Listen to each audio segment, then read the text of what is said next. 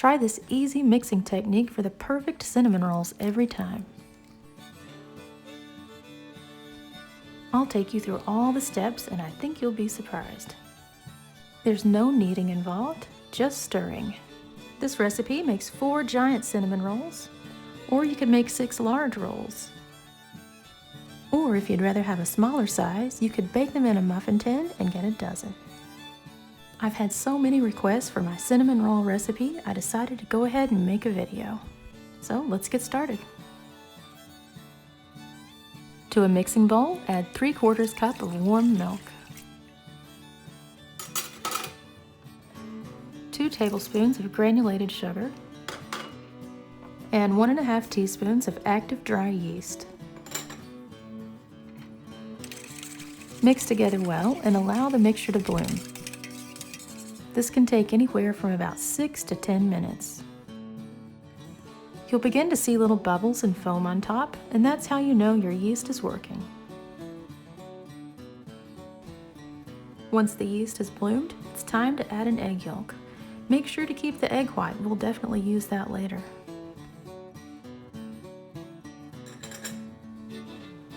Add 2 tablespoons of softened butter, and I'm using unsalted butter. Salted would be fine as well. Next, add 2½ cups of all-purpose flour. I like using a kitchen scale to measure my ingredients, so I'll include a recipe measured in grams below. Add 1/2 teaspoon salt, and 1/4 teaspoon baking powder.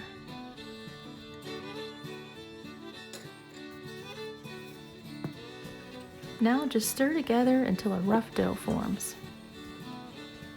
I'm just using a wooden spoon. There's really no kneading involved in this recipe. We're just using a spoon to stir the dough together.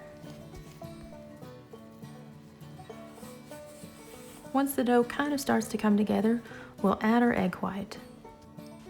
So here's the easy mixing technique I mentioned earlier. No kneading, just stir and stir until the egg white is blended in. Once the egg white is all mixed in, that's it. You don't have to stir anymore. Be sure not to skip this step. I've made these adding the egg in all at once, and they just didn't turn out the same. I don't know what it is, but something about it works.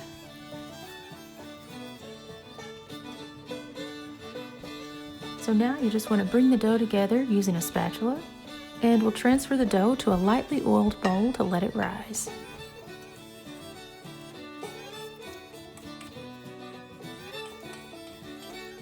And you can see here how nice and stretchy the dough is.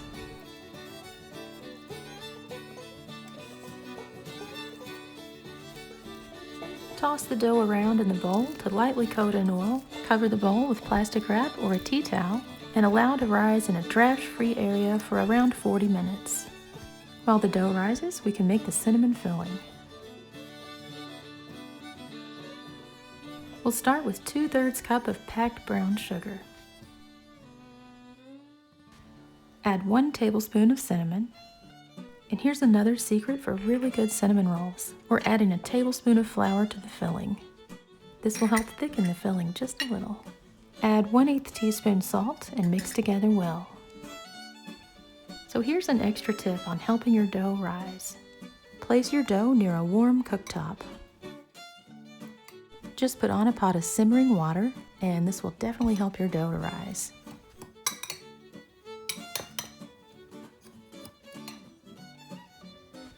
Now for the fun part. It's time to roll out the cinnamon rolls. Once the dough is risen, turn the dough out onto a lightly floured surface. I'm using a Dexis pastry board here, and I love it. So if you're interested, I'll leave a link in the description. With lightly floured hands, fold the dough over onto itself 4 times, like you see here. Add a little extra flour under the dough, and we'll gently stretch this into a rectangle shape.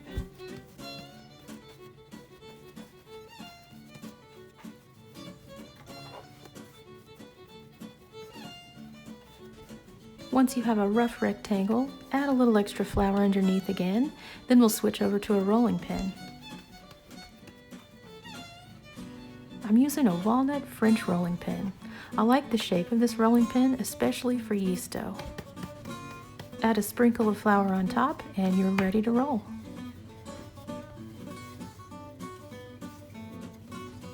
Try to roll the dough into a rectangle about 12 by 15 inches.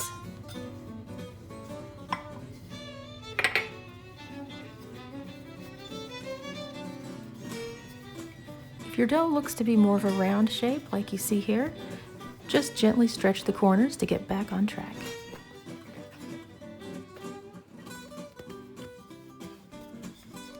Lift up the dough, make sure it's not sticking underneath, and then you're ready for the next step. Spread 4 tablespoons of softened butter all over the dough, but make sure not to go all the way to the top edge. We'll use the unbuttered strip across the top to seal the rolls closed a little later on.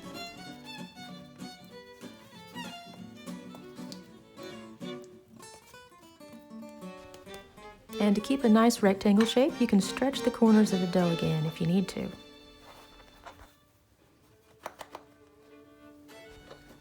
Next, you'll spread the cinnamon sugar mixture all the way to the edges, avoiding the little strip at the top. And a spoon would definitely be easier for this. You know how much I love this blending fork, but this is not working. You can just sprinkle it on and spread to the edges. Try to get it as even as you can and make sure to go all the way to the right and left. We want to make sure those cinnamon rolls on the ends have plenty of filling. Starting from the bottom, roll the dough up towards the top a little bit at a time.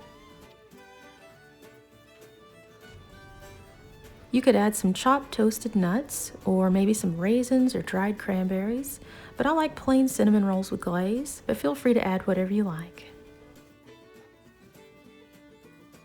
Now we'll take the unbuttered top edge of the dough and pinch to seal. If you have butter all the way to the top edge, it won't be quite as easy to seal. This step will help keep your rolls round and it will help them rise tall in the middle. I decided to make 4 giant rolls out of this batch. Use the sharpest knife you have and cut it into 4 equal parts. I'm using one of my favorite Japanese chef knives. This is what I use to cut all of my brownies and bar cookies with, so if you want to know more, I'll have a link in the description. If the giant-sized rolls seem too big for you, you can always cut them smaller. You can easily make this into 6 rolls or a dozen muffin-sized rolls.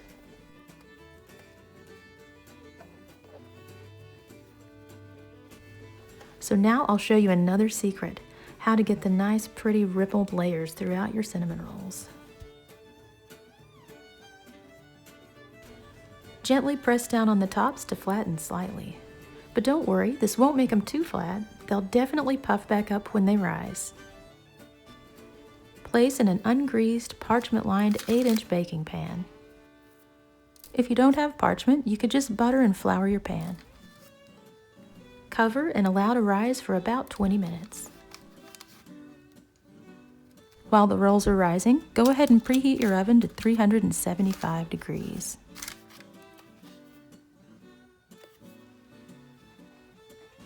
If you decide to make smaller rolls, line a standard muffin tin with 12 parchment tulip liners. To keep all the delicious gooey filling in the smaller rolls, I like to pinch and seal the bottoms before placing in the muffin liners. In general, your cinnamon rolls will rise for around 20 minutes. A helpful hint to keep your rolls from shrinking as they bake, try not to over-rise. Over-rising can cause bubbles to burst in the dough and it can create a shrinking cinnamon roll. Here's what the dough looks like before rising and then after rising. Bake in a preheated 375 degree oven for about 20 minutes, but all ovens are different, so just keep check on the browning. While they're baking, we can make the vanilla glaze. Start with 2 1/4 cups of powdered sugar. Add 3 tablespoons of half and half. If you don't have half and half, you could use milk. Add 1 teaspoon of vanilla. And my favorite part about the glaze, 2 tablespoons of melted butter. There's a lot of recipes out there that have a cream cheese icing on a cinnamon roll, but I really like the traditional powdered sugar glaze the best. I think I should take a vote. Let me know which you like best, cream cheese icing or a powdered sugar glaze. Mix everything together well until it's nice and smooth. You want a nice thick texture like this. If it's too thin, you could add a little more powdered sugar. If it's not thin enough, add a few drops of half and half. This pan baked for about 20 minutes at 375 degrees in my convection oven. In a standard oven, it may take a couple minutes more, just keep check on the browning. You can lift up the center of a roll to check for doneness. Allow to cool for about 5 minutes and then they're ready to glaze. Make sure to spread the glaze around all the nooks and crannies, and I like icing these while they're still warm because some of that glaze will drizzle down in between the layers. This recipe makes a generous amount of glaze. I think it's the right amount, but if you want to go a little lighter, feel free.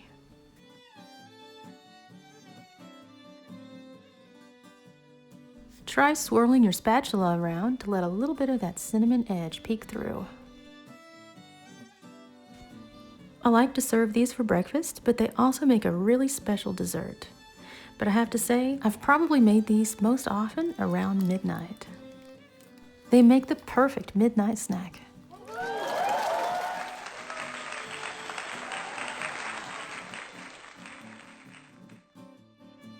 If you've never made homemade cinnamon rolls, I highly suggest it.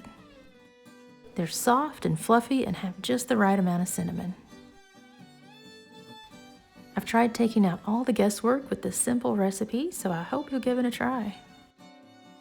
I promise you it's easier than you think. Just follow these steps and I think you'll be happy.